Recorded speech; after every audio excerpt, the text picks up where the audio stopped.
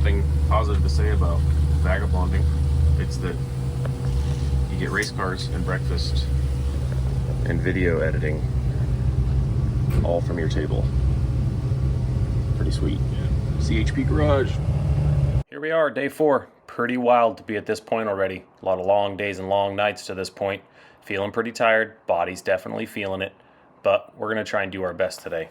So as far as my car goes, we've definitely battled some issues. We're going to try for a better day today. We still have the 2-step on the switch, which as long as I do my job, should work out just fine. But I have certainly struggled previously, so we'll see how today goes.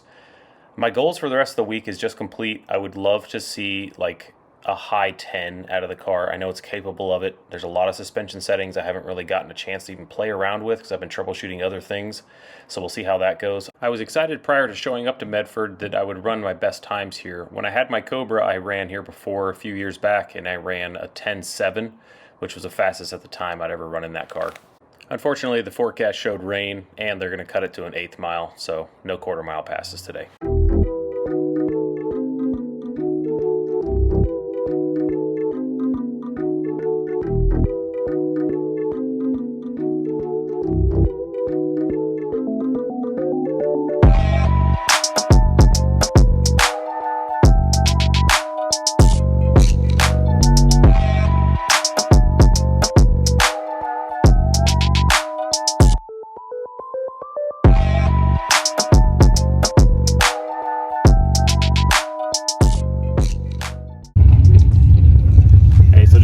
Change. It's looking a little dark, and at night after the long drive it starts clattering a little bit.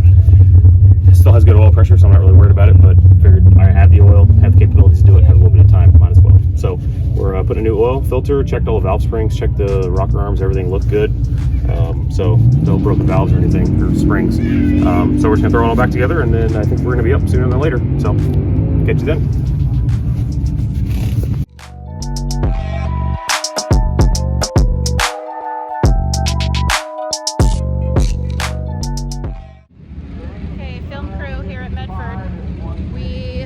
Doing one race today, so hopefully it's a good one. What? I was talking about that we're only having one race today. Oh yeah. So fingers crossed.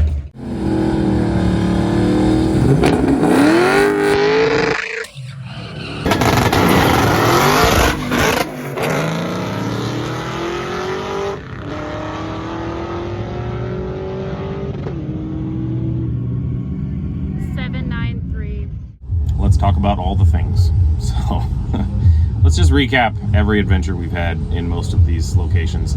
So first issue, as I've explained probably a few times, sorry for the recap if you don't need it, but if you're new here, this is what's been my challenge. My 2-step has been attached to my line lock, and with that I can't do a good burnout.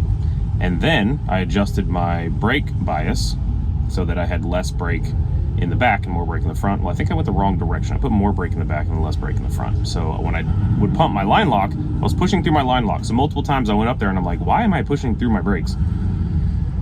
So I have removed all of the rear brake. It is only front brake at this point. So we'll see if that problem's resolved. It should be fine. I have increased my launch RPM to 4,500. I have increased the compression on my shocks, and I have dropped my air pressure to 18, which is what it's kind of been the whole time. So I've tried all the things that I can try, and now it's just up to me to not screw it up. So let's see how I do.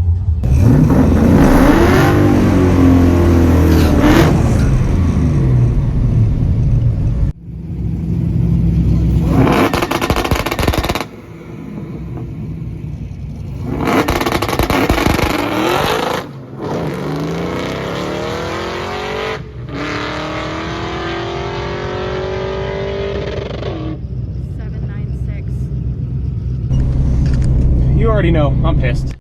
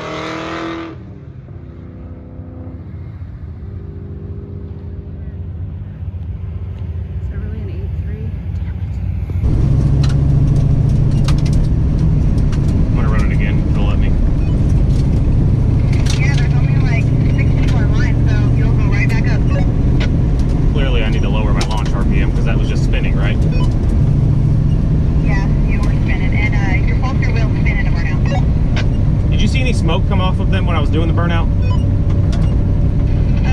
I don't remember. Let me look so I have it recorded. Thank you. Yep.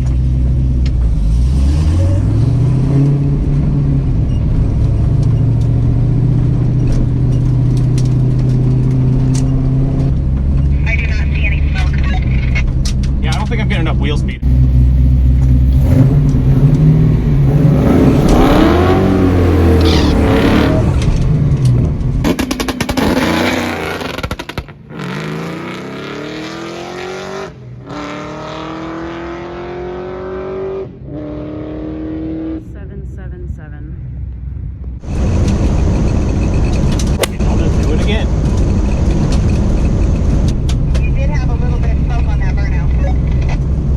I just forgot to turn the button off. Too busy thinking about everything else. Yeah. I think this is a perfect opportunity to just stop and just appreciate how amazing my wife is. Considering all the things that I put her through in the last few months with time and money away from the family, and then for her to actually show up and support me and be in all these uncomfortable positions, whether it's the heat, no sleep, no food, late nights, driving this incredibly large vehicle that she's not used to, and to still support and root for me, pretty amazing. Love you, dear. Thank you again for everything you do. You think you can buy to rewire it for tomorrow? Yes. Next week, because tomorrow's past the track, so, yeah, worth it. Hey. When I do a burnout, can you see that it's rolling out of the water box? Like in the video, is it the wheels that are moving forward, or is it like the tires that are like losing grip? Front wheels are turning. Okay, so that's brake pressure then. I will try harder.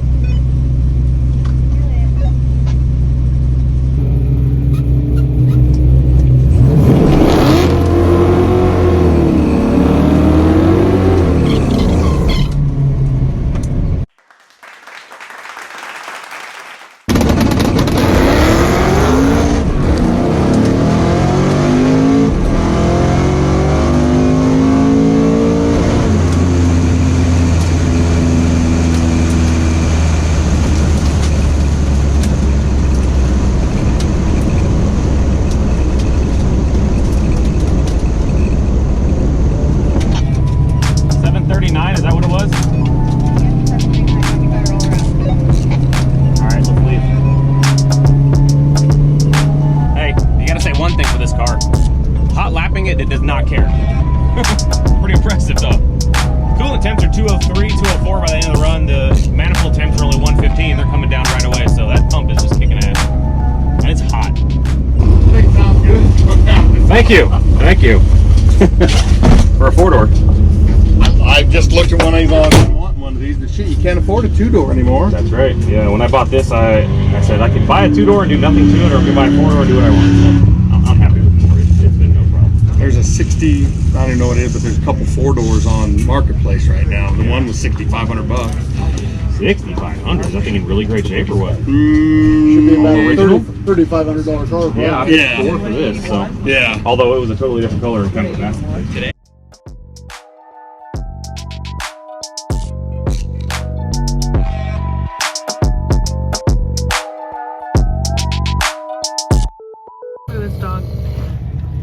He was looking at us. Having the best time. Almost just blew my tire up. You almost what? Blew up my tire. Because people are talking to you? Yep. Forgot it was pumping up. But the dog's cute.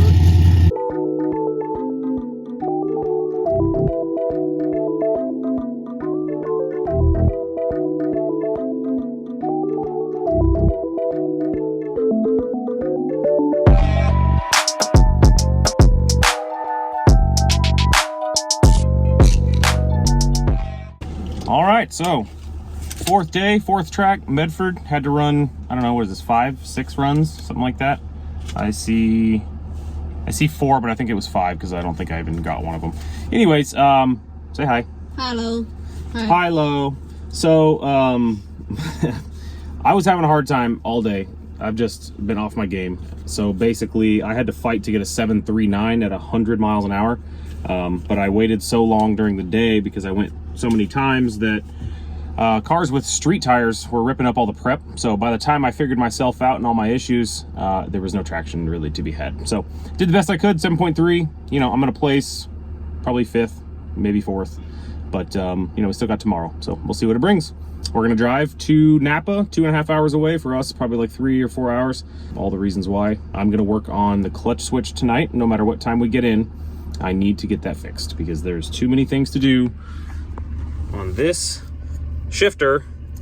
I just can't seem to manage all of that stuff. He's gonna play with that later. So there we are. We're gonna get on the road.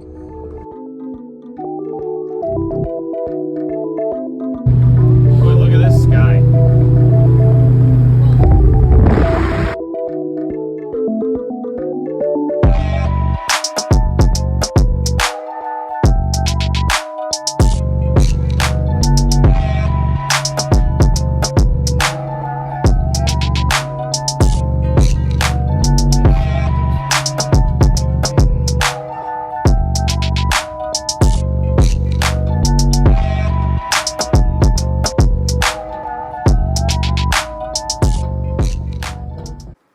Well, it's a good thing we bring gas with us on these trips. I was about 30 miles from Napa where we had to check in and I ran out of gas.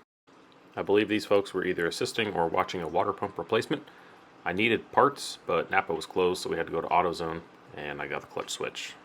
Wow, these lights are bright. Okay, so let's do a quick overview of what we're doing. So we just got to Redding. We are changing our setup. So I jerry-rigged this switch on here that if it was a momentary switch, it would be one thing. The fact that it's an on and off rocker makes it really difficult for me to remember right after I launch that I have to click that off, which sounds easy, but when you're trying to remember all the other things, it's too much. So what we've done, we went to AutoZone, had a look in their system, and it took me a long time, but I found out that an Infiniti G35 has a cruise control clutch override switch, right? So if you're on cruise control and you push the clutch in, it turns the cruise off. So this part number here, JA4496, gives you this little guy. It does not include a nut, but it has the weirdest thread on it, and the size is really weird too. But anyways, this 4-pin connector, they're normally closed. They're normally closed until you push the button in, and then they're open, which is what I need. So basically, what will happen is I'll mount this into the car, and then the clutch pedal itself will push in on this, turning the switch off. But we're gonna put this in, we're gonna change the wiring over. It's gonna be very temporary. It's gonna work, hopefully. All right, we got a JB weld there. JB weld there. So we'll put this nut on there, screw it in, off we go. Not my finest moment, but you gotta do what you gotta do. And we have it reassembled. It's perfect. I did have to adjust the push rod a little bit, but either way, so now I just need to tighten the jam nut and this is done. All right, so we've moved on to the throttle pedal. So what I have figured out is there's deflection in the sheathing that could be allowing it to take up distance, right? When everything's hot and there's resistance on the throttle blade itself, right? So I go wide open throttle, the air is sucking through, the throttle blade wants to close because it's its natural position. There's already spring tension on it and the engine just wants to suck air, right? So it's just helping it close that blade. Now, normally your pedal has enough tension on it that it will keep the blade open. And I think what's happening is it's being overcome by this part kind of flexing in, right? And allowing more distance to be taken up so that the blade closes. So what I've done is I've zip tied it to rigid things, right? So the fuel rail all the way to the back. So it comes out of the firewall, goes right to the fuel rail, zip tied right there, zip tied right there, zip tied right there, zip tied to the catch can hose, which is a -10, super rigid. So the idea is it will not have any more flex. So what that will allow is actually for the engine to make more power. I mean, just like before when it wasn't making enough boost, it wasn't opening the throttle blade all the way. So this may help it. That's the plan. We will see if it works tomorrow, but we're gonna zip tie the hell out of this thing. Well, thanks for sticking around to the end. Tomorrow's the last day, day 5. We'll be back in Redding, the track we first started at, hoping for a better day and better performance. Make sure and stick around for the competitor races after this. Thanks for watching.